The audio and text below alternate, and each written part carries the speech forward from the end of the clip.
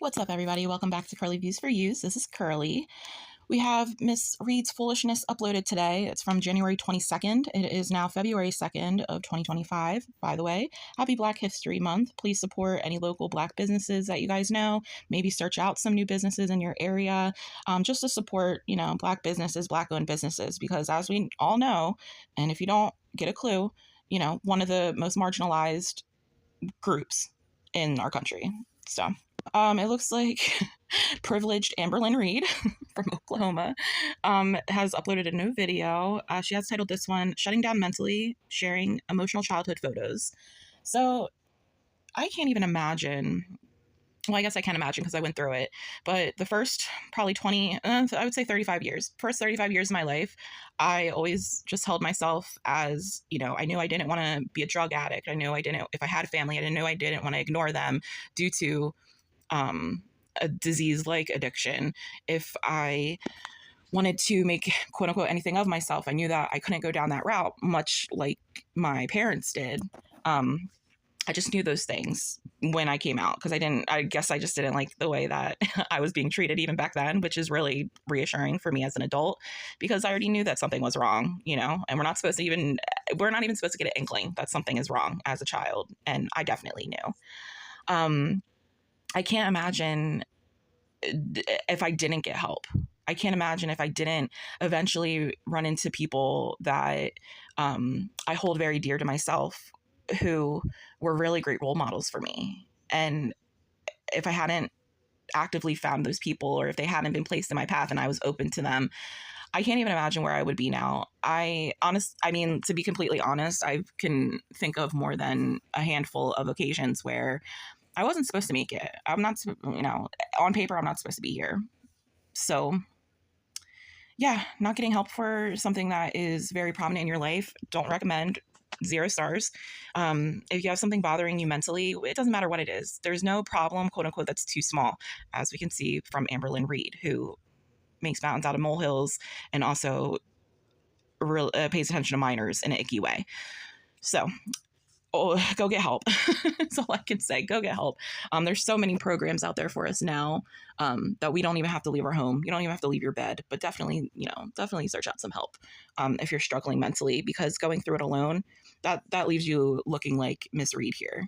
If you go through any of those trials and tribulations alone with no outer influence in the sense of somebody who's trying to clear things up for you, who's trying to help you, it's going to just be a very, very sad life. You're going to be incredibly mentally anguished, and burnout is real, All right, well, that's enough for my shenanigans. If you made it this far, thanks for visiting. My name's Curly.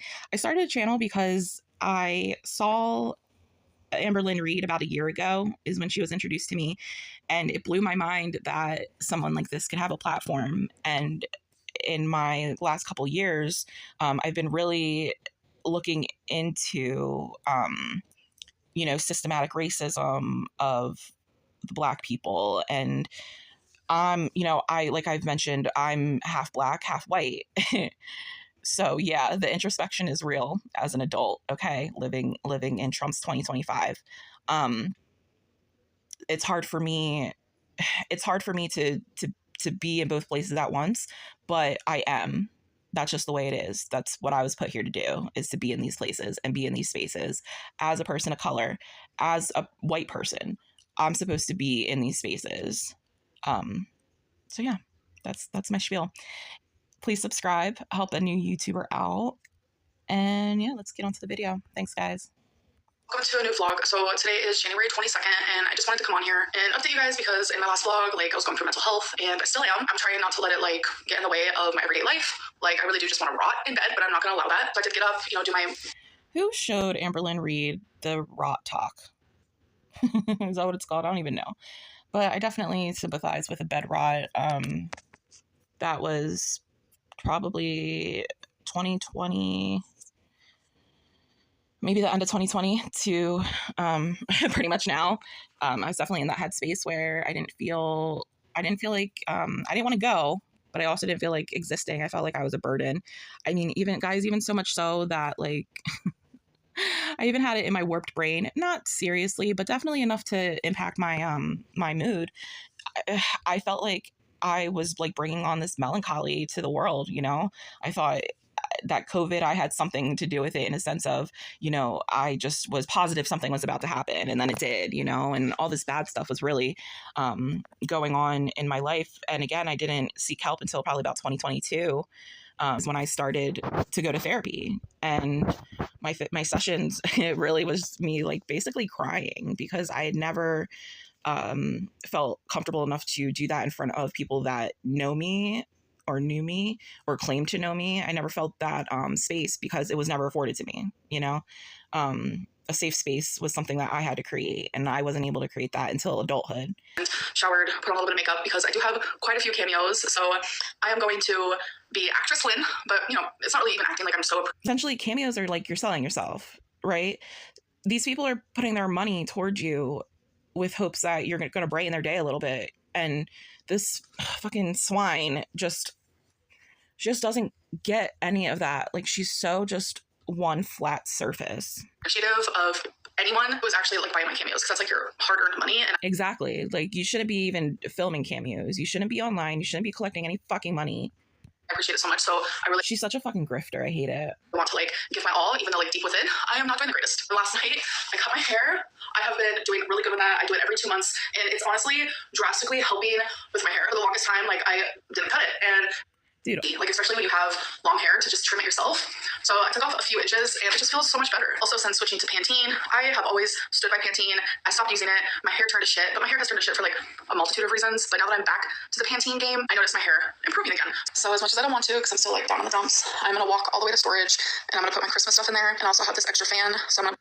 Alrighty, I made it safe and sound. So I'm gonna set this like over here in the corner.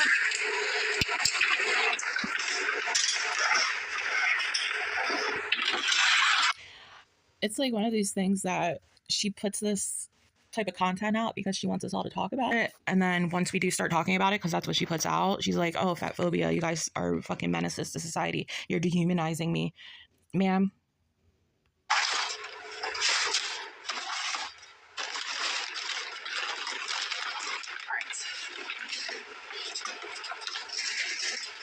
Okay, so I put my Christmas stuff there. I am going to keep this in here because it takes up too much room in my apartment. When I need it, I'll just come get it. Here we go. I think Twinkie might have made a little doggo friend, by the way, before I came in here. I took her out, and I think we have a new neighbor. They're so sweet. Now I'm going to check my mail because I have a couple packages, and I'm echoing, so I'm going to go. Hi guys, so it is January 23rd, so it is the next day, and I did stop filming yesterday. So just a real quick Amazon haul that I got yesterday. Okay, I mean, guys, not to toot my own horn, but do you see how she put her XO, like an OX? I think she might have saw my video too. That definitely was on my thumbnail, is I reversed it, but I was doing it to be cheeky, to say ox. Oh, Amber.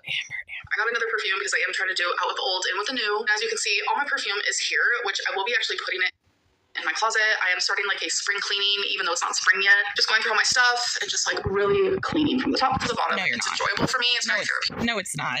We have heard from all of your fucking exes that you were not cleaning, girl. Top to bottom.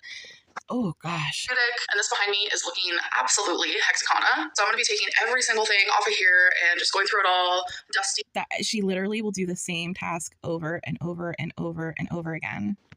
And then just like completely like redecorating. Anyway, so I don't know how to fully pronounce this, but it's acai something.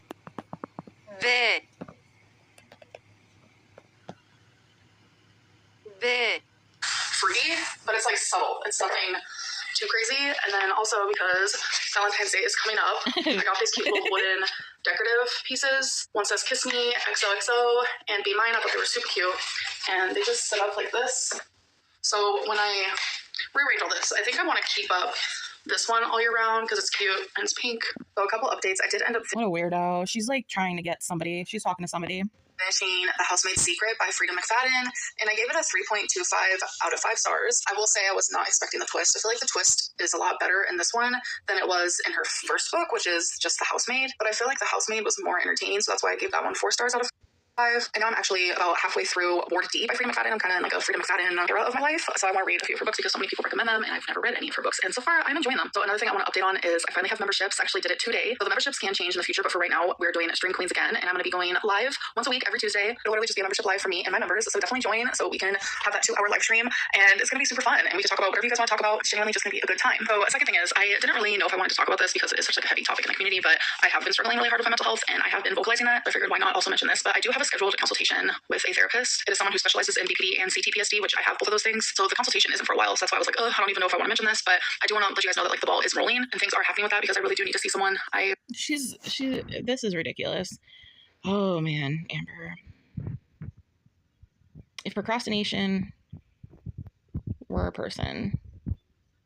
But the thing is that she doesn't want to go. At least procrastinators, they'll eventually get, I'm a procrastinator. Eventually we'll get it done, right?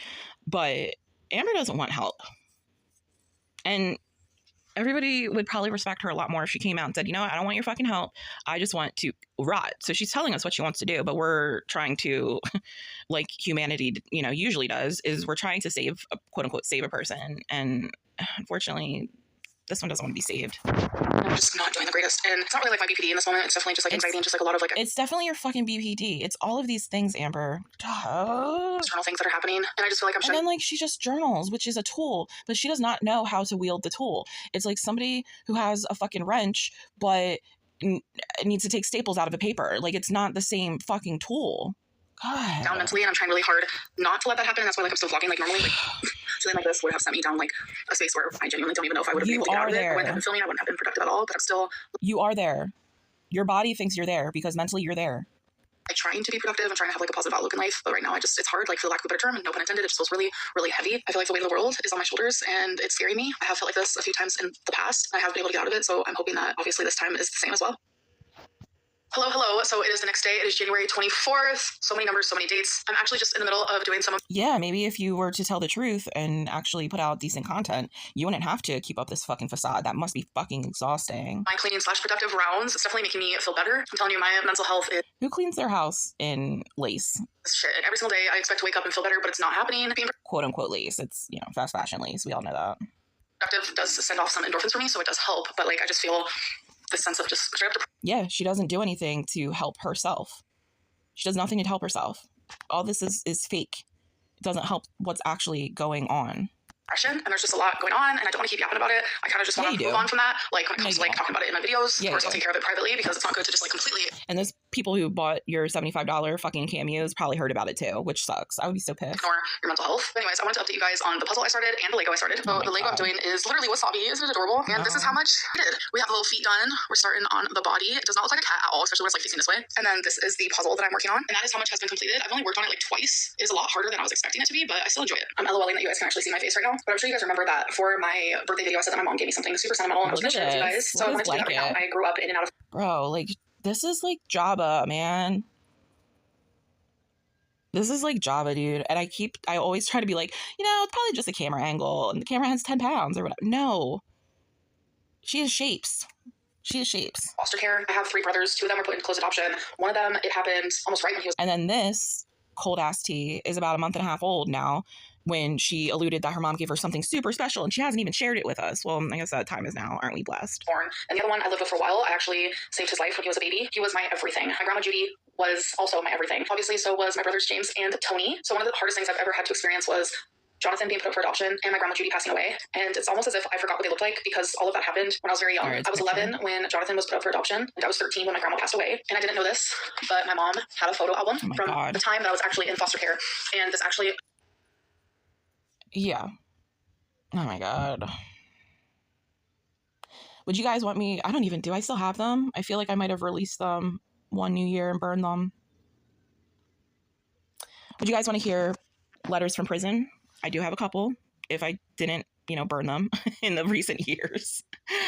Yeah, I don't know. I might still have them. Would you guys like to hear what my mom would, say to me when she was in jail and, I guess jail sober? And you want to hear all the broken promises and all that jazz? Let me know. shows my brothers, my dad, my grandma Judy, me during some visitations. And I wanted to share them with you guys. This is James when he was a baby. And since then, James is now Austin. And when he turned 18, he found me and my mom. So again, here's James. Here's James and my dad. This was just like this little room that we got to have like visitation in. And this was before James got put up for closed adoption. Once he was put up for closed adoption, obviously we were not allowed to see him anymore. So again, my dad and James. So this is when I ultimately started bawling my eyes out. This is Jonathan. This is literally the other half of my heart, a very, very big half of my heart. I'm gonna start crying. He was everything. Is he still with us? Because honestly, baby girl, like, he would be disappointed in you if he even wanted to have a relationship with you. He was everything to me, and there he is again. And that's me in the back right there. And then here is me, my brother Tony, and there's Jonathan again. And this is one of the last times that I got to see him. I had no idea that that was actually the case because I did not know that he was going up for adoption until it actually happened. And it literally broke my soul. Here's my dad and James again.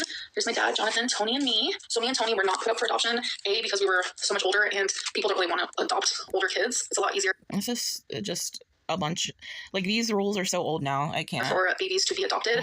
And another big reason is my mom just didn't think she was a suitable enough parent to raise two of their children. And this is when I literally bawled my eyes out. This is my grandma Judy and James here. And then one of my grandma Judy and James. And you can just tell, like, I can tell because I remember her right here. She's so happy and I can tell that she's smiling. And it's just really sweet. More of James and my dad. I'm sorry about the glare, but there's no other way for me to do this. It's more of James, my dad. There is a way for you to do it. Quit being a fucking idiot. God, you're so fucking lazy.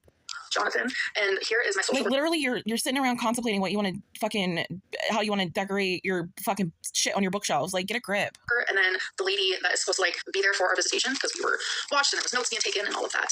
Here's more of James. So this is actually in the trailer where a lot of bad things happened. A lot of bad things. So this is my brother Tony sitting in the living room, and here I am, and it's like looking back at all of this just brings up so much memories. This door was open literally 24/7. So this was actually the curtain in the living room because that's the only place where we had room for the crib. So Jonathan's crib used to be right here, and this is actually where the curtain on the string wrapped around his neck. And I saved his life. Surprised if they're figments of imagination of a 13-year-old abused girl.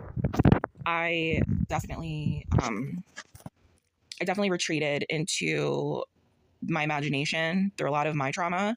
I also, like I've said, I recognized at a very young age that was not what I wanted to do. So, you know, whoever was looking out for me, my ancestors, whatever spirit guides were looking out for me. And eventually I found the library in my town. And because I was so independent, I mean, I was pretty much walking around my own town at like 8 years old, like 7 or 8 years old, by myself, day or night, you know, like during the summertime. And I spent a lot of time alone because it wasn't, I guess, friendship or whatever wasn't really top of my priority list because I didn't know what that connection felt like, really, because of, you know, the neglect that I was going through. But luckily, I was able to get a library card, and I would spend a lot of time at the library, like even to the point that like I would close it down. Which is kind of funny looking back on it because I went from closing down libraries to closing down bars, and, you know, now I'm just in bed at a suitable time. Back here is the kitchen, and then behind me is like hallway that goes down to like the bathroom, my parents' room, and other places like that. But like, this is crazy. This is genuinely so crazy. And it's like she's gonna take this one picture and be like, "See, I told you that shit happened with my brother. I saved his life. And it's just like, that's fucking great. You know what I mean? And it just, you know what I think it is too? I think it's the fact that she didn't get whatever praise or accolades she felt she deserved, and being the hero in a story can bring along those praises. But I think it's just another story that she told herself to survive, to be honest with you guys. Her stuff sounds so, it's not even fantastical in a sense that there's, you know, there's like mythical creatures, and like she is taking real life, you know, tangible things that all of us can recognize, and she just makes up a story. I wouldn't be surprised if anything that she told us didn't exist. I wouldn't be surprised if she was just sitting in a room writing all her, you know, her stories, and then rereading them, rewriting them, and just falling into that. And that's what she grew, you know, that's where that memory comes from, is something that she told herself that wasn't necessarily true, or she wasn't really involved in it, or it just doesn't have a platform to speak on that type of thing. But I guess because she wants to be so like inspiring, I guess it doesn't really matter what kind of story she tells, because that's what her ultimate goal is to inspire people. There I am, and I was a good kid. I'm not gonna lie to you. That is one thing that I had going for me, is even through it all, I was a really good kid. There's James, there's Jonathan again, and you know what's really, this is just, it's just another addict thing that checks another box for me. It's like all of these memories that her mom, I guess not all these memories, because it's literally a picture book for, it looks like, just her baby brother.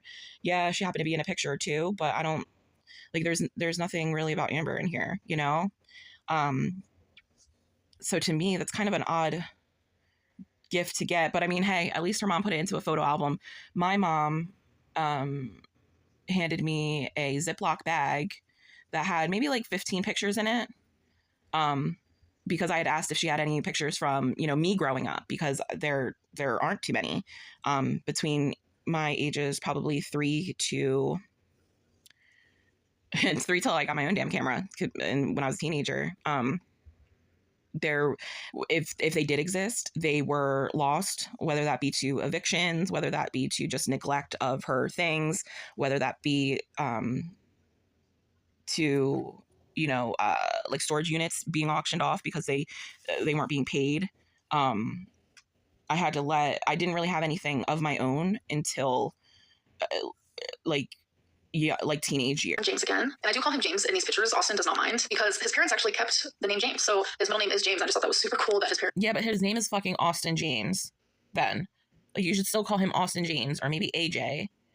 Like, she has no respect for anything. And then here's more of him. And then the last photo is Jonathan again. Again, we were just like sitting in the small little visitation room. That was one of the last times I saw him. So it's like having the. I have trouble with the sympathizing of Mama Lynn just because of my experience with my neglectful parents. So when, and unfortunately in my life now, well, no, not now because I've severed contact for years now, but one of the shortcomings that I couldn't get past, and it further solidifies that you don't give a fuck about me because you don't even get to know me. You don't even get to know me. You know nothing about me. And the one thing that you heard about me from when I was a young kid, you just been running with that. There's been no time taken to get to know the adult me. I feel like with my parents, they have kept me in their minds back to those ages where they were supposed to take care of me. I didn't expect to get emotional about it. I'm supposed to be working. When you keep being treated like that, it does make you feel like they don't care. And like your growth is not a concern because you already play the part that you play. When you see how a good parent is supposed to be, it is almost as if you never had one. Genuinely meant the absolute world to me, and I bawled my eyes out. You guys genuinely have no idea. Like, to have that like in my presence, and for my mom to like pass that. Like I said, my first year of therapy was pretty much I did it all telehealth because it was like 2021, and yeah. Every session I had, I was basically paying money to someone to listen to me cry, and